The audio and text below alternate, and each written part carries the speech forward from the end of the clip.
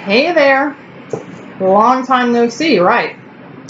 My name is Jennifer Howard. I am the founder and owner of Facets Relational Care, and it's been a while since I've been here. So, thought I'd come and give you guys an update as to what's going on. And I had kind of an interesting topic that I wanted to dive into today, not Enneagram related. We're going to change it up for just a bit. So, I've been gone for a while because I've been going through some crazy things. I have actually been in the process of getting a divorce, and it was pretty bad. It escalated to some very devastating points along the way. And so, as you can imagine, going through something like that required all of my time, my energy, my resources, this, that, and the other. So, it's been crazy. So, with that being said, I wanted to come and talk to you guys today about psychological abuse, gaslighting, narcissism, how to recognize the presence of these things in a relationship with another person, because as my divorce has unfolded, it has become more and more apparent to me that I was living in the midst of those things and didn't even realize it. So I want to start by saying a few things. I'm going to tell my story. And in doing that, of course, I have to talk about my soon-to-be ex-husband. The decree isn't finalized yet, so not quite there. And I want to say this. I do not make this video, and I don't give you the content that I'm going to give you in an effort to make him look like a piece of shit. Quite frankly, my perspective on that is, I don't feel like I need to go to any great length to make anybody look like a piece of shit, because if your character is really that bad, your character is going to make you're going to make your own self look like a piece of shit, right? You don't need me to do it for you, right? Character always reveals itself in the end, always. So I'm not here to make him look like a piece of shit. I'm not here to give you a woe is me story. I am here to educate you so that I'm hoping that somebody will watch this and recognize these signs in their relationship before they get as into it as I did with mine, and then get the fuck out. Don't stay and put up with the shit that I'm about to tell you that I put up with, okay? So, I have been with my husband collectively, and I mean seriously, married or otherwise, for this year would make 10 years in August. And there was always this sense of unhappiness in the relationship, even when we were dating, and I dismissed it. And so I'm going to say, very first thing that you need to know. If you're in a relationship for any length of time, I don't care if it's been one date, if it's been 1 month, if you're seeing a couple other people on the side, if you've seriously committed to somebody, any unhappiness that you feel, don't just disregard that right away. Is it okay to enter into a relationship assuming that everything that you want will pan out, assuming that this one person and this one relationship is going to meet and satisfy every need and every desire that you have? Absolutely not. But with that being said, any areas of discomfort or displeasure that you experience need to be explored, if for no other reason than the fact that you are human, your life matters, your happiness matters. So at least pursue it, at least explore it. If at the end of the day it's based on an unrealistic expectation, that's fine. But I would argue that a lot of times there are areas of unhappiness in our relationships that are indicative of very serious problems that we dismiss for reasons that seem like logic at the time. I'm going to give you some examples. Very early on in my relationship with my husband, when we started dating, there were things about him. I mean, I didn't like them, but it was more than that. It was like there were aspects of his personality that made me feel like shit. It made me feel really insecure about myself. And I know now, 10 years later, that should have been like the first sign that something isn't right. but I dismissed it. And I think when you are in a relationship with a narcissist and when there is a lot of psychological abuse that's present, I think it's really easy to dismiss that stuff because the thought process that goes along with that is the same thought process that I had, which was he's such a nice guy, and he, pays my bills for me, and he says please and he says thank you, and his family, they're good people, they manage their money well, they have nice things, they donate to charity, they go to church every Sunday, they read the Bible, they don't use any profane language, blah blah blah. The image in my head of what a good person looks like. He fit that mold, right? And so when you are in a relationship with a narcissist who is psychologically abusing you, that narcissist is going to be damn good. They're going to be so fucking good at playing the role of the ideal citizen, if you will, right?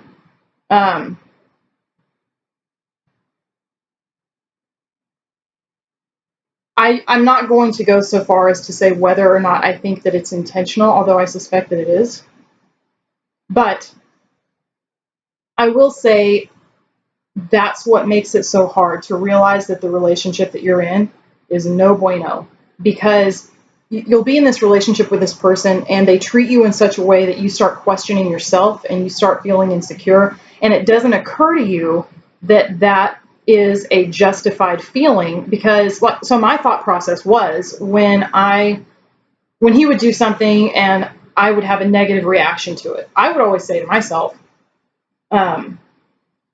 well, you know what? I'm really ungrateful because he does all of these things for me. He pays my bills for me. He takes me to all of these nice places and he buys me things that I want. He treats me with a lot of respect, that sort of thing. And so I'm just a really ungrateful person. Like, what are the chances that I'm going to meet another guy like this? Most men aren't like this. Most men treat you like you're, like a vag. That's it. You're just this place, you're a cum dump, and then they, do whatever they're going to do, right? And most men aren't as respectful. Most men don't want to spend their money on you, blah, blah, blah. Whatever the thought process that went through my head. And so for me, I was like, well, I'm just really ungrateful. This is just one tiny little thing that I don't like. Look at all of these other wonderful traits that he has. I shouldn't complain about this one thing. I should have given attention to the one thing. Whether or not it was complaining, is another matter entirely, but I should have given attention to that one thing, okay? Because there were a lot of red flags early on in our relationship. So I'm going to say that to start off with. A lot of people have said, I've always heard this, even before my relationship escalated to the point that it is now. I've heard years, my whole life. I grew up hearing stories within my own family, very close friends, people that I went to school with, people that I worked with, men and women who were coming out of very abusive relationships, physically abusive relationships, sexually abusive, psychologically abusive, you name it. And, it amazes me how insensitive people can be about that. Because it's like, I can't even tell you how many times the first thing that someone says is, well, why didn't you just leave him? Why didn't you just divorce him? You're the one that stayed there for 10 years to put up with that. So obviously it wasn't that bad. Oh my gosh, guys. Oh, no, no, no, no. Mm-mm. Oh, no.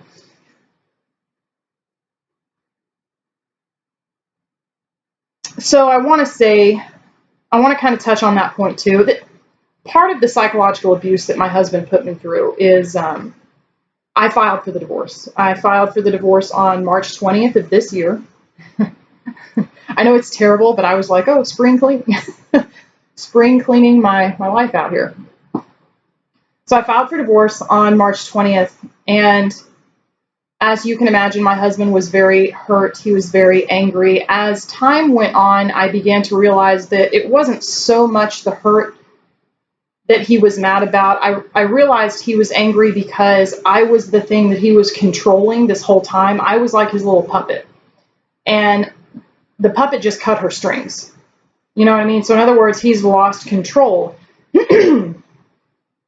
over something that he's had control of this entire time. And please hear me when I tell you that, in my opinion, one of like the top 3 signs that the person that you're with, I mean, is like a hardcore narcissist, is this right here. If they lose control over something and they go fucking apeshit and they start abusing people and they start violating policies, laws, moral codes, ethical codes, if they start just going like off the deep end, right? Red flag that you're dealing with a narcissist. And I also want to say this too, just as an aside. To be fair, everybody to some extent deals with narcissism. I mean, we all kind of like to think we're hot shit, right? And we all like to think that we're entitled to things because we're hot shit. If you think that that doesn't apply to you, then you're probably at the front of the narcissist line. Just telling you. All right. So everybody's like that, myself too. There's a difference between enjoying a nice ego stroke every once in a while and having a pathological mindset that is based around this idea of I'm better than everyone else and I never do anything wrong and I should deserve to get whatever I want when I want it, and how dare you if you don't give that to me, because don't you realize who I am? Okay? That is called narcissistic personality disorder. There is a whole set of diagnostic criteria in the Diagnostic and Statistical Manual, 5th edition, well, many editions, but the most recent edition is the 5th edition. My husband, to a T, fits every single bullet point on that list of criteria. Narcissistic personality disorder is very, very different than someone who demonstrates narcissistic tendencies, even though that's no fun either. But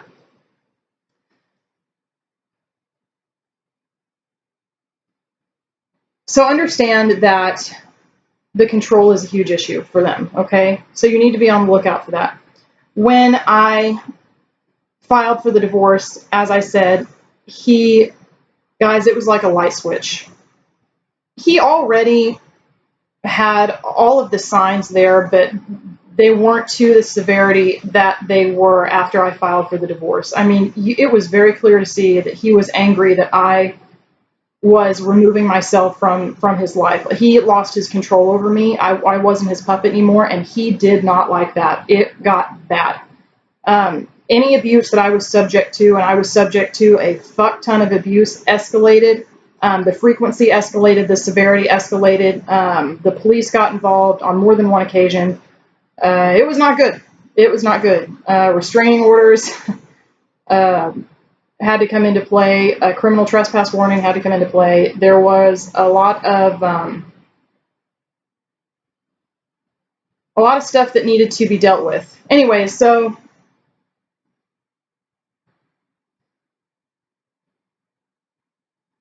that's another sign, right? So one of the things the reason that I'm doing this is because as I have gone through this divorce process, I did not at the time realize that my husband was an abusive person. Again, going back to the point that I made just a couple of minutes ago, people talk about, well, why didn't you just get a divorce?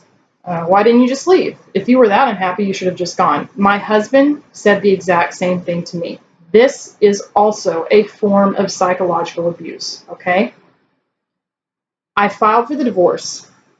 His exact words to me were, why didn't you just leave earlier if you were unhappy? And so if you're someone that thinks it's that simple, I want to give you the information to let you know it's not that simple.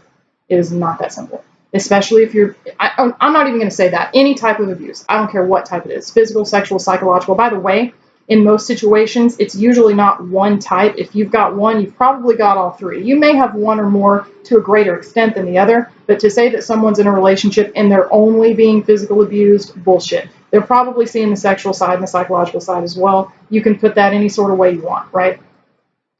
My marriage involved some physical abuse, some sexual abuse, although the majority of what I was subjected to was psychological abuse, and there was just a grandiose amount of that. When you live with that, you don't just go file for divorce. I mean, I wanted to for a very, very long time, but I was terrified. I was terrified of filing for divorce because I knew that when I did, I had already seen tastes of his anger before, and my husband was a pretty even-keeled guy. I mean, if you guys have been watching my videos for any length of time, you would know that he's a 9. 9s are just like, they're just chill people, right? It just takes very, very little to kind of send them over the edge. But, my husband would go off the deep end for one thing. And that's when he thought that he had no control over what he wanted control over. He always had these ideas in his head of how he thought things should be, how he wanted things to be, and he would try to exercise control over life to make it so, right? Which is fair. I mean, we all do that to some point, but he had no coping mechanisms on board to help him process those instances where he wasn't going to get what he wanted, right? And so I learned very early in my marriage that if I told him no to what he wanted, there was going to be a consequence for that. I was going to pay for that emotionally.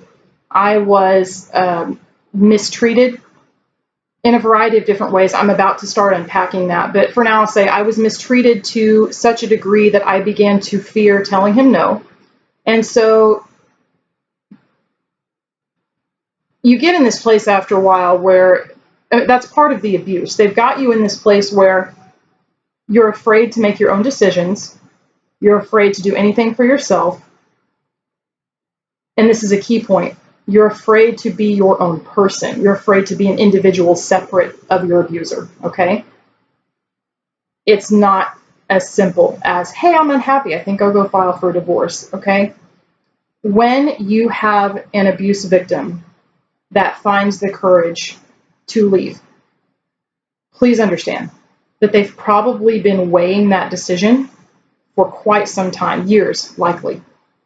And they are aware constantly of the price that they're going to pay for attempting to leave. And please understand that there is a price that they will pay when they attempt to leave, and it is often astronomical. Abusers, I don't want to say always. I hate saying always because somewhere in the great world there's going to be an exception. I don't know, so I'll say maybe 9 times out of 10, most of the time, whatever. Typically speaking, abusers are going to punish you when you try to leave. They're going to punish you. They are going to try to ruin your life, devastate you. And sometimes I think, they definitely want to punish you. It's kind of sadistic. They enjoy watching you hurt. It just brings some, I don't know, it's like a sense of pleasure for them. It just makes them feel justified in what they're doing. But at the same time, I think sometimes abusers have this unconscious idea in their head that if they make your life miserable enough, then you'll come back to them. You know what I mean? It's like, so one of the things when I filed for a divorce that my husband would tell me, he would say things like, well, you're going to have to earn money on your own now. You're not going to have me to take care of you. You're not going to have anything. You're going to have to go out there in the world and get a job and actually be an adult. Okay.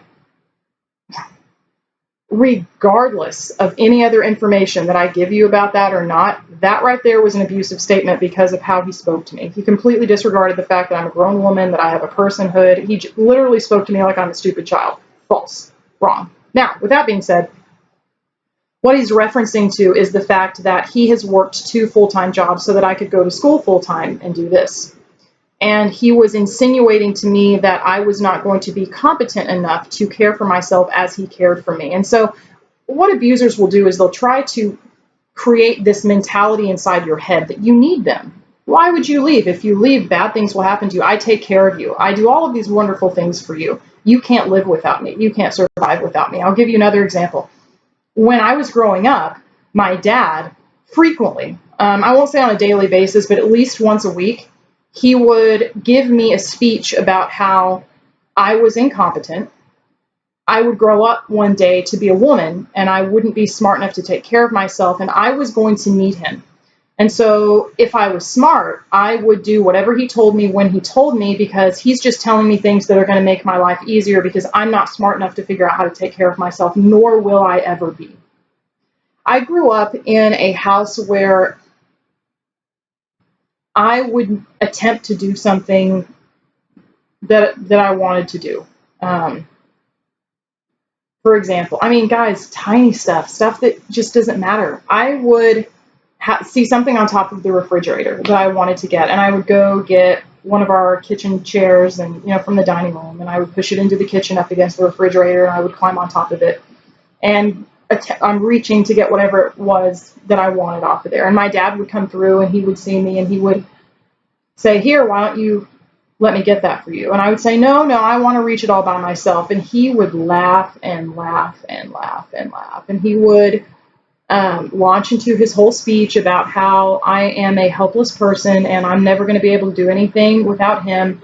And my dad would do things, if I just expressed myself differently than he would express himself, he would come in and try to correct me and tell me why my form of self-expression wasn't okay because it wasn't like his. And so, I'll give you an example. So when I want to say I was 17, I dyed my hair blue. And I'm not talking like navy blue. I'm talking like turquoise, like hello blue. Like you couldn't miss it, right? So I came home with my turquoise blue hair, and my dad loathed and despised people that had unnatural hair colors. He just hated it. He thought it was tacky. So here I come with my turquoise blue hair. My dad, who is a 4, who has like his identity and like the family name, So his whole thing growing up was, well, my last name was Moore when I grew up. And so it was like, well, we're Moors and Moors are better than everybody else. And Moors never put rainbow colors in their hair because that's not dignified and you're a Moor, so you have to be dignified. And that's what I grew up with. So I come in and I've got my turquoise blue hair and that didn't go over well. My dad told me that I was the shame of the family and that if any of my dead relatives could see me with my blue hair, they would turn over in their graves. That is psychological abuse, okay? I told him that I was 17 years old. I was old enough to decide what I wanted to do with my body, how I wanted to look, and he would laugh hysterically. And he would say, and that's another instance where he would say, well, I don't know how you're going to make it through life. You're going to go out there and you're never going to be able to get a job and no one's going to want to have anything to do with you. You're never going to find a man that wants to marry you when you look like that. And you're going to come back home crying to me because you're going to realize that I'm right. And you're just going to have to come here and let daddy take care of you. Things like that, right? Not okay. Psychological abuse, okay? My husband did the same thing when I filed for the divorce. So those are signs of psychological abuse to look out for. So again, coming back to the point that I was making, when you tell someone, well, why don't you just leave? That's why they don't leave. I'll tell you another reason they don't just leave, okay?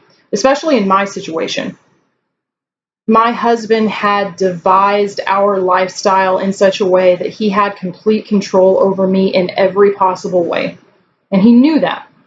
So a lot of times what abusers will do is they will very covertly, and over time, it's very slow, they will try to design a lifestyle for you and them that is such, excuse me, that you have to rely entirely on them. And the reason that they do this is because it puts you in such a position that if you attempt to leave, as I did, they now have just a whole bucket of shit they can use to persuade you to stay.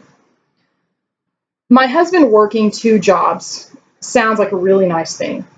Again, it's never what it looks like on the outside. On the outside, it's like, hey, this guy is so awesome. He's going to work 2 jobs so that his wife can go to school full time because it's been her dream to graduate with her master's degree in professional counseling. And she stays home and takes care of their daughter. And he goes to work and makes sure all the bills are paid. And then he gives her money on the side of that so that she can go and do fun things with her friends and get Starbucks when she wants that and blah, blah, blah, blah, blah, blah, blah, blah, blah, right?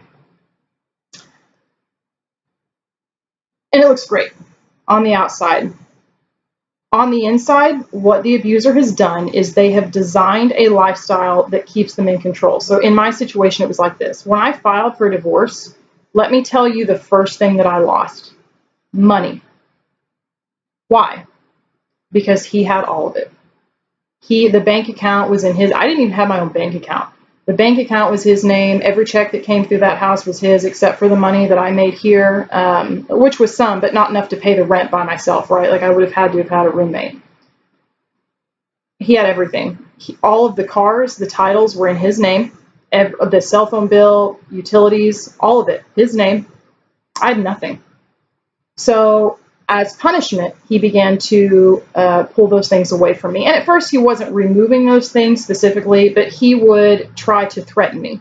So if I did something that he didn't like, it was, well, I'm going to turn your cell phone off then. Or he would say, well, I guess I'm just going to have to turn the electricity off then. Or it would be, you really hurt my feelings today. I don't think I'm going to give you any more money for groceries. Oh, that was the other thing. I didn't get gas in my car unless he gave it to me. I didn't get groceries unless he gave it to me. My entire lifestyle at that point was, for the most part, dependent upon him. Again, I had income that was coming in through here, and sometimes that went towards those things, but not always. And so I was in this place for quite a while where, God, it was so hard because it was like, I have to do exactly what he tells me to do, or I'm not going to fucking eat. I mean, I was calling people that I knew. So he moved out of our apartment and left me there in the apartment. And I'm not complaining about that. It is what it is. But the temporary court order that we had in place said that until our divorce was finalized, he had to provide for my lifestyle the way that he had been providing for it prior to the filing, right? That includes, food, utilities, bills, rent, blah, blah, blah, whatever. And one of the first things that he withdrew was any money to pay for gas or food. So when I couldn't afford gas and food, I had to go and borrow money from people or ask for money. By the way, I had our 3-year-old daughter with us the entire time, and he didn't care. It was my problem to figure out how I was going to feed her. Those were his exact words on more than one occasion.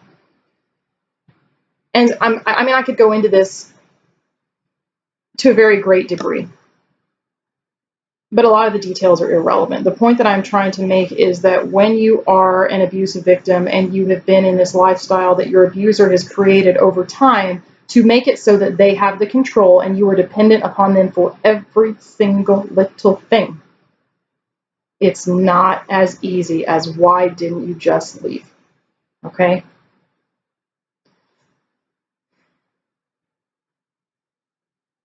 I want to talk to you guys about some basic signs that you can look for while you're in a relationship. This is kind of just an introductory idea. I want to talk to you guys about basic things to look for when you're in a relationship that are indicative of the fact that your partner is psychologically abusing you. I specifically kind of want to touch on this point called gaslighting. When you start getting into communities of abuse survivors, as I have kind of planted myself in as I've gone through this process, the G word, gaslighting, it's thrown around all the time. Gaslighting, gaslighting, gaslighting. Okay, so you're going to hear a lot of people talk about that. And when I first kind of got into all of this and started getting involved in these communities of other abuse survivors, I would hear this word and I had no idea what the word meant.